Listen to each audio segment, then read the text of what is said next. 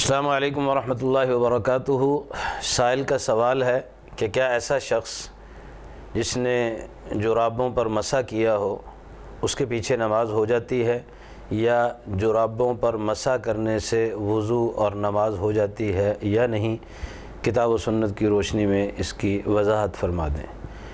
بسم اللہ والصلاۃ والسلام علی رسول اللہ۔ جرابوں پر مسح یا موزوں پر مسح، قطع نظر اس کے کہ وہ کس کپڑے سے بنے ہیں، یا چمڑے سے بنے ہیں یا کپڑے سے بنے ہیں، وہ جرابیں ہوں یا موزے ہوں، رسول اللہ صلی اللہ علیہ وسلم کی احادیث سے، صحابہ اکرام رضوان اللہ علیہم اجمعین کے عمل سے ثابت ہے کہ آپ نے اور آپ کے صحابہ نے جرابوں پر اور موزوں پر مسح کیا ہے۔ ایسا شخص جو جرابوں پر یا موزوں پر مسح کرتا ہے اس کی نماز ہو جاتی ہے، اور اس کے پیچھے بھی نماز، یعنی اس کی اقتداء میں بھی نماز ہو جاتی ہے۔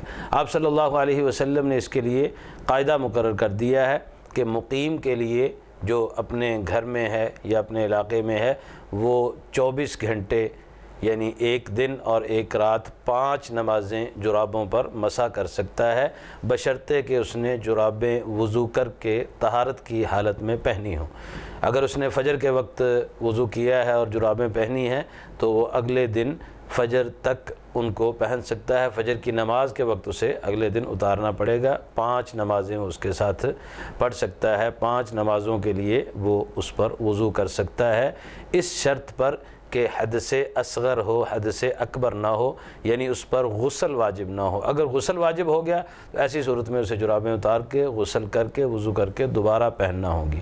اور مسافر کے لیے آپ صلی اللہ علیہ وسلم نے 3 دن اور 3 راتوں کا وقت مقرر کیا ہے کہ مسافر 3 دن اور 3 راتیں جرابوں پر یا موزوں پر مسح کر سکتا ہے۔ وہ کاٹن کی جرابیں ہوں، موٹی ہوں یا باریک ہوں، ان پر مسح کیا جا سکتا ہے۔ کتاب اللہ اور سنت رسول اللہ سے اس کی وضاحت ملتی ہے، شریعت میں اس کے ثبوت ہیں، اس لیے اس میں کوئی قباحت نہیں ہے۔ السلام علیکم ورحمۃ اللہ وبرکاتہ۔